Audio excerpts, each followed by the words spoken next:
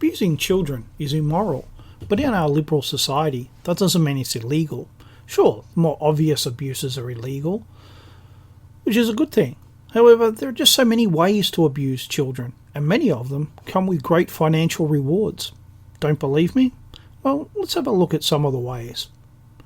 Do you want to abuse children, but you don't actually like to be around them? Then the abortion industry might be what you're looking for. Here, you can make a decent wage just by counselling women to get an abortion. You might be on the medical side, carrying out the abortions. Either way, you can tell people how you work in healthcare and how you fix great moral problems, like helping girls who've been raped by their fathers. No need to tell them that most of the women you help are there because they've been led to believe this is a legitimate form of birth control. You know, like the contraceptive pill, but with surgery. But it's not just healthcare where you can abuse children. While it's not as profitable, it's much easier to get into. What industry is that? Childcare. Now, many people will complain. Childcare is a great and noble career, they will say. How is separating children from their parents, in this particular case their mother, noble? No, it's no such thing. Childcare is simply another way to get people used to the idea that parents are disposable, that we are all just random individuals. Children don't cry for their childcare worker, they cry for their mother and father, the people that mean the whole world to them. Childcare is a sad substitute for a real family. Of course, in childcare, they can control everything that should be the sole responsibility of the child's parents. Discipline, nutrition, culture, beliefs, none of that should be mandated by the government. However, in childcare, it all is. Here, you get to abuse children, the institution of the family, and still tell everyone how much you love children.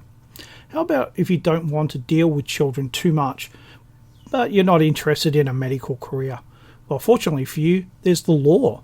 Today, the law has a section that hardly existed before the 1970s, family law. Divorce is a great way to abuse children. Family law specialises in smashing families to pieces. Childcare separates mothers from their children. Family law specialises in separating fathers from their children. And the whole time you are helping to smash a family to pieces, you can tell people how you're performing a community service. So many of these men are no-hopers. They're angry and violent, irrational, and so very mean they don't even want to pay for their children to be raised by someone else. You're not to blame. All you're doing is carrying out the law, which says smashing families to pieces is legal. Divorce leads me to another form of child abuse when children are denied a parent.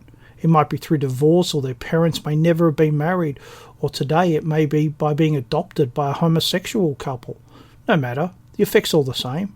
A child is denied their birthright to be part of a family with both male and female influence.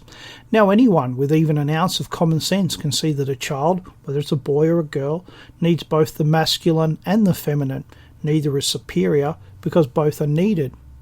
One thing this often leads to is back to the medical profession. Doctor, I've tried everything except discipline and consistency to bring my child under control. Is there any way you can help me? Well, of course the medical profession can help. Firstly, they can provide one of their patently made-up diagnoses like ADHD. The best way to cure ADHD is with discipline and consistency, but the medical profession can't make any money from common sense, so instead they hand out drugs. Drugging children to get them under control when simple parenting can achieve the same results surely must be child abuse. Whether it is or isn't, drugging children is legal. All praise liberalism. And a final one, identity. Here you can work in a whole range of professions to destroy children's sense of identity. You might be a teacher, or you might work for the government in immigration, for example. You might be a counsellor or a minister of religion, or work in advertising. Destroying a child's sense of identity can be achieved in so many ways. You might tell them about how fluid gender and sexuality is. After all, growing up isn't confusing enough without authority figures doing their best to harm your peace of mind. Maybe sexuality is not your thing. Maybe you'd rather destroy their ethnicity and tell them that race doesn't exist, that their own eyes are lying to them, and that they should trust you instead, that they should love everyone in the world, except themselves and those closest to them. Yes, there are many ways to destroy a child's sense of well-being. Oh, I nearly forgot one final but absolutely brilliant and, let's admit, important way to abuse children. One of the best ways is to become a politician. Abortion, childcare, family law, funding single parenthood, allowing homosexuals to adopt children, allowing children to be drugged because of bad behaviour, teaching about gender fluidity, and to always hate your own people. Now, none of that would have been possible without the dedication and hard work of our politicians. Liberalism has provided many ways to legally abuse children for fun and profit, sadly.